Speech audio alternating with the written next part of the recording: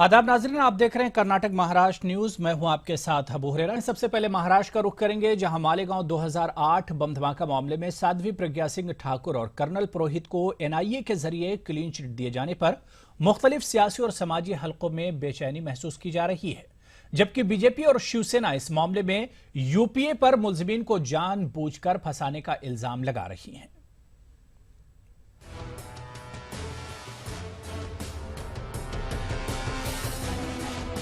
NIA की जानिब से मालीगांव 2008 बम धमाका मामले में साध्वी प्रज्ञा सिंह ठाकुर और दीगर मुलजिमीन से मकोका हटाने पर मुख्तलिफ रद्द-ए-अमल देखने को मिल रहे हैं।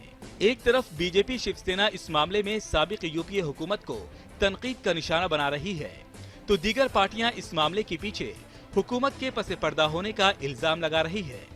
शिवसेना ने सामना में लिखा है कि जानबूझकर इस मामले से हिंदू आतंकवाद का नाम जोड़ा गया।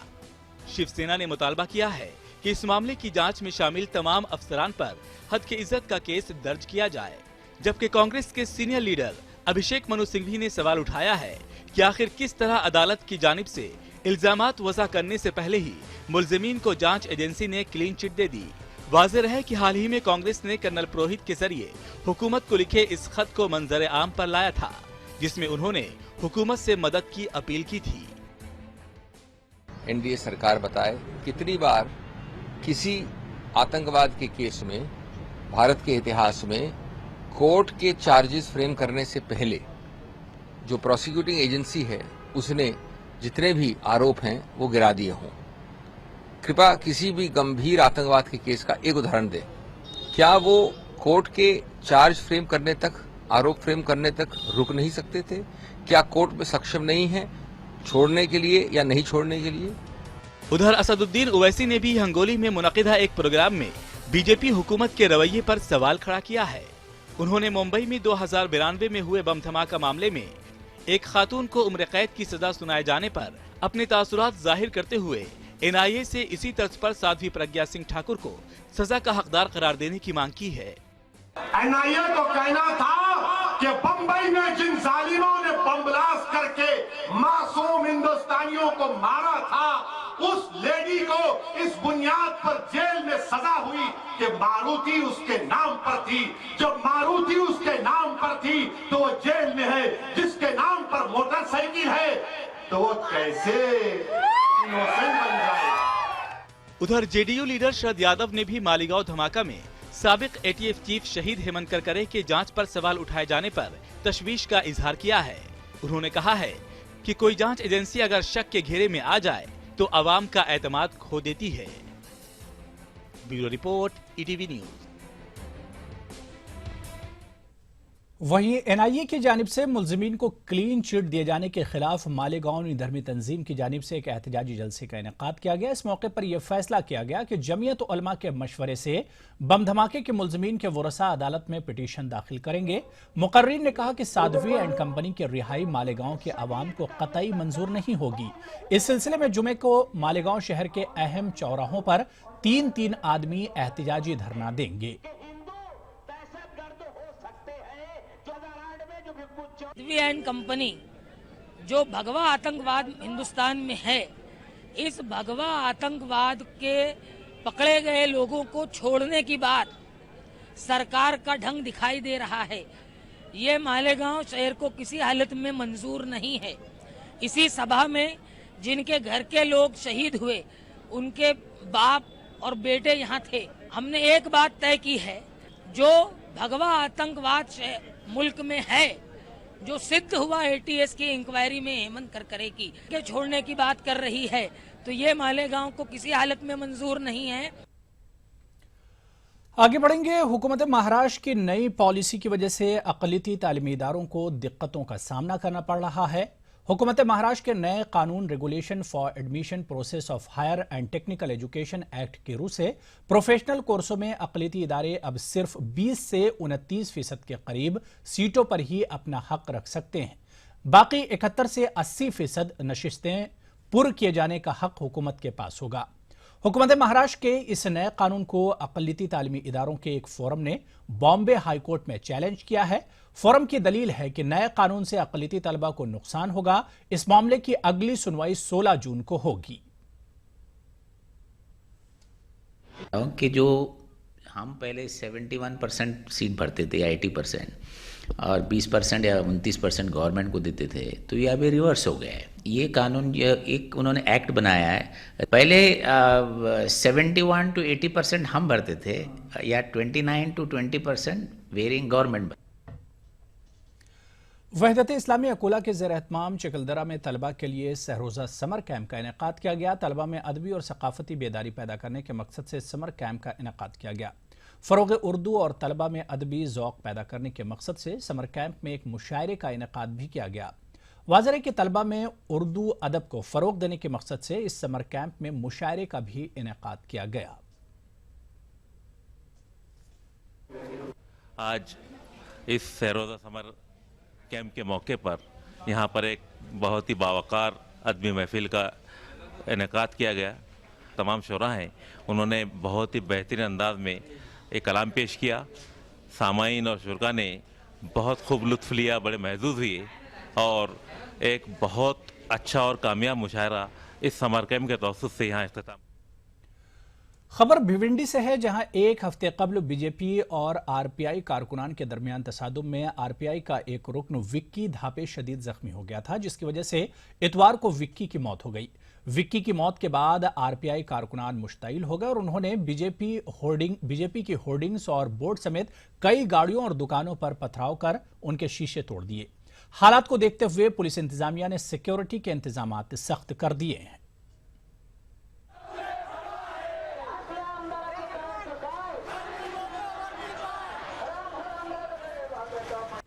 सब्जियाँ लेके आए थे सब।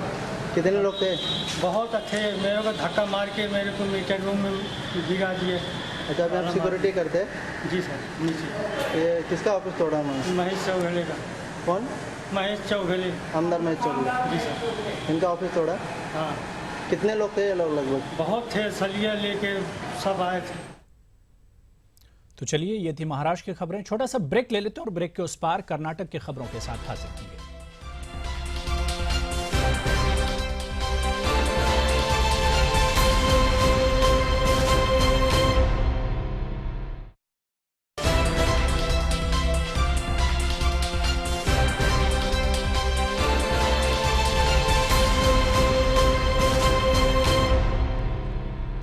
तो चलिए, ब्रेक के बाद कर्नाटक की सुर्खियों पर एक नजर।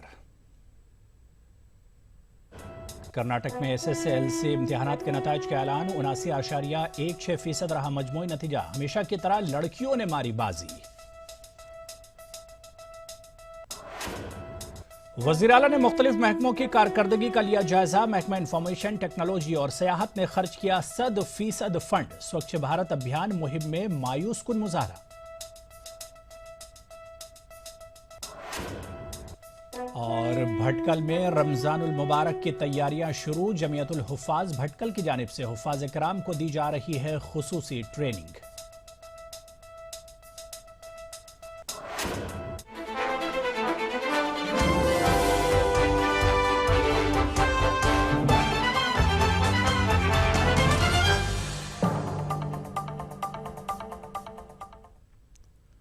तो चलिए, खबरों की शुरुआत सीनियर सेकेंडरी के नताइज आ गए हैं, उसी से कर लेते हैं। कर्नाटक में आज SSLC यानी सीनियर सेकेंडरी लिविंग सर्टिफिकेट इम्तिहान के नताइज का ऐलान हुआ।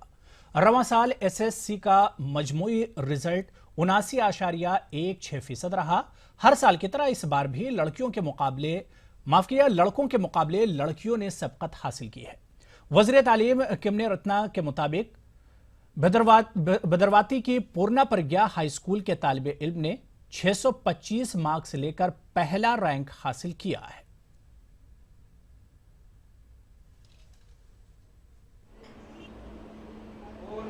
ಹಾಗೂ ಕಮಿಷನರು ಮತ್ತು ನಿರ್ದೇಶಕರು ಇಲ್ಲಿದ್ದಾರೆ। ಪ್ರಮುಖವಾಗಿ SSLCಯಲ್ಲಿ वज़ीर आला सिद्धरमैया की क़यादत में आज तमाम महकमों की कारकर्दगी का जायजा लिया गया। इस मौके पर पता चला है कि साल 2015 और 16 में इंफॉर्मेशन टेक्नोलॉजी और महकमा सयाहत ने तरक्याती कामों के लिए 100% फंड खर्च किया है। इसी तरह महकमा रेवेन्यू, महकमा बहबूदी पसमानदा तबकात, महकमा कोऑपरेशन, महकमा छोटी आपाशी और महकमा तामीरात आमा ने 99% फंड का इस्तेमाल किया है।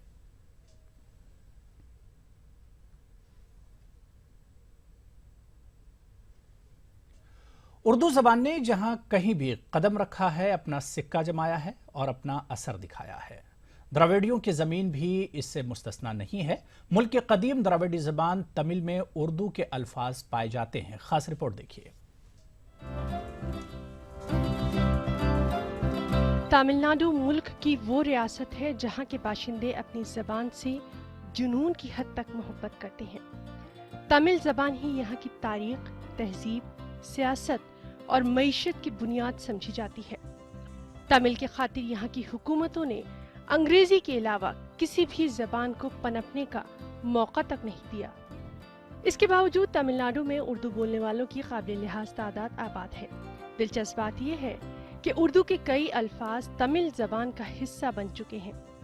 अदालत, ज़राअत, तिजारत, फिल्म और सहाफत में उर्दू के अल्फाज का इस्तेमाल बखूबी होता है। आज तक वो ही नहीं जानते कि ये ऐसे अल्फाज तमिल में इस्तेमाल होते हैं, वो खालिस उर्दू अल्फाज हैं। सरकारी ऑफिसों में जितने भी आजकल अल्फाज आज भी राइज है, जैसे तमिल में तहसीलदार का इस्तेमाल होता है, हवालदार का इस्तेमाल होता है, तो ये तमाम चीज़ें उर्दू ही के अल्फाज हैं। इसमें कई अल्फाज ये लोग जाने अनजाने में यूज़ कर रहे हैं सर। जैसे मैं तमिल में जैसे मैं अभी एग्रीकल्चर का स्कीम्स देख रहा हूँ, तो वहाँ पे जब भी जाता हूँ तो सब उर्दू के ही अल्फाज है, लेकिन तमिल वाले पूछो क्या है, वो बोलते तमिल में कई अल्फाज है। जैसे जमाबंदी बोलते हैं, महलवारी बोलते हैं, रैयत, ये सब उर्दू ही है। दरअसल तमिलनाडु में मुस्लिम हुक्मरानों और नवाबों के दौर में अरबी, फारसी और उर्दू को खासा फरोग मिला। उस वक्त से तमिल में उर्दू, अरबी और फारसी के अल्फाज घुल मिल गए। दूसरी जानिब उर्दू बोलने वालों पर भी तमिल का असर देखने को मिलता है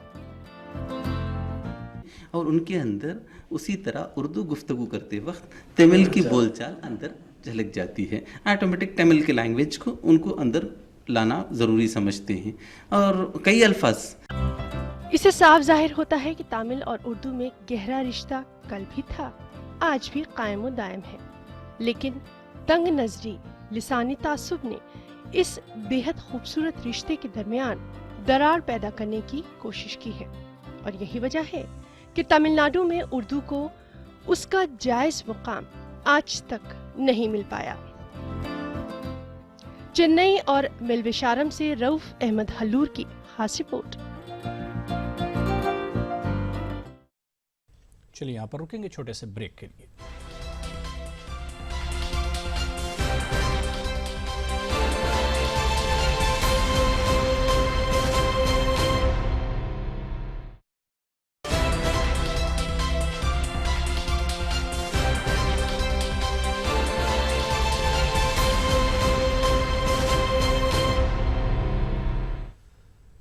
खबर गुलबर्गा से है, जहां के अहले अदब का कहना है कि अफसाने में स्टोरी टेलिंग की तकनीक से उर्दू के बहुत ही कम अहले कलम वाकिफ हैं। अहले अदब का कहना है कि स्टोरी टेलिंग की तकनीक के जरिए उर्दू अफसाने के खद्दोखाल को निखारा जा सकता है। नौ तश्कील शुदा अदबी तंजीम बज़्म उर्दू सहाफ़त व अदब के ज़ेर एहतमाम मुनक़्क़दा अदबी इजलास में उर्दू के मुख्तलिफ असनाफ पर रोशनी डाली गई।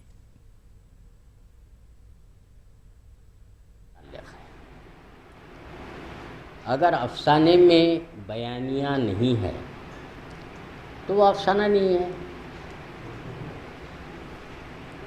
अब बयानिया क्या है? बयानिया ये है जो उसमें कुछ किरदार हो, कुछ वाक़यात हो, कहानी हो या वाक़यात या माजरा हो,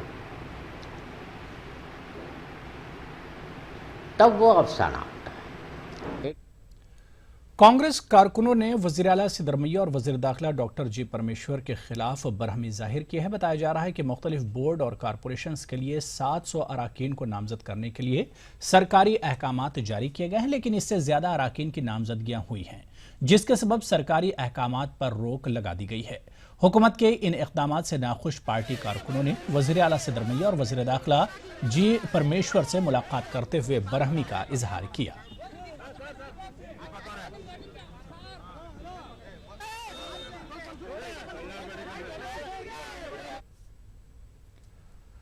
रमजानुल मुबारक की आमद को अब कुछ ही दिन रह गए हैं। हर तरफ रमजान की तैयारियां देखने को मिल रही हैं। भटकल की जमीयतुल हुफ़ाज़ ने अपने इलाके के हुफ़ाज़ की रमज़ान की तैयारी को लेकर रहनुमाई की है ताकि इज्तिमाई नज़्म को मुस्तहकम बनाया जाए। पेश है भटकल से ये खास रिपोर्ट और मुझे दीजिए इजाज़त। आदाब।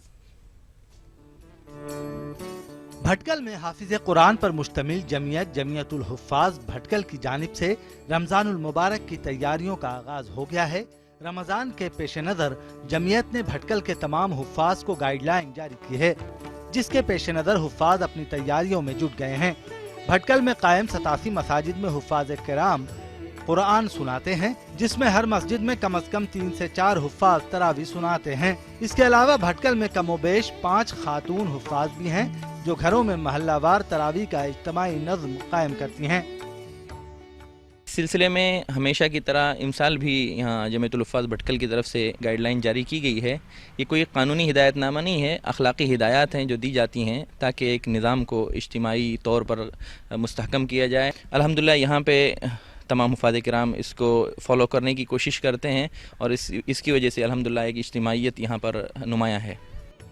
दूसरी जानिब हुफ़ाज़ किराम अपनी क्लासेज और 5 वक्ता नमाजों के बाद मस्जिदों में कुरान का दौर करके अपना हिफ्ज़ पुख्ता करने में लगे हुए हैं। जमीयत के अहम रुकन मौलाना सुमान खलीफा ने बताया कि अखलाकी बुनियादों पर जमीयतुल हुफ़ाज़ की जानिब से जो हिदायत जारी की जाती हैं, भटकल के हुफ़ाज़ किराम इसका पूरा लिहाज करते हैं। हुफ़ाज़ की कसरत की वजह से मस्जिदों में कम से कम 3 हुफ़ाज़ रहते हैं और कभी उससे ज़ायद भी 4 भी रहते हैं, क्योंकि यहाँ अल्हम्दुलिल्लाह छोटे छोटे बच्चे भी हाफिज़ होते हैं जिनकी उम्र 10 साल 12 साल 15 साल भी होती है। हम लोग कोशिश इस बात की कर लेते हैं कि हर हाफिज़ जो कुरान पाक हिफ्ज़ कर चुका हो उसको कुछ ही सही 4 रकात या 6 रकात या 8 रकात ही सही उसको तरावी पढ़ने का मौका मिले। भटकल में कमोबेश 600 से ज़ायद हुफ़ाज़ किराम मुख्तलिफ मसाजिद में रमज़ान की बरकतें लुटाते हैं। उनकी सबसे बड़ी खुसूसियत ये भी है कि उनमें से अक्सर व बेशतर कुरान मजीद सिर्फ पढ़ने पर नहीं बल्कि समझकर उसकी तालीमात को आम करने पर भी यकीन रखते हैं। भटकल से ETV न्यूज़ के लिए सैयद अहमद सालिक की रिपोर्ट।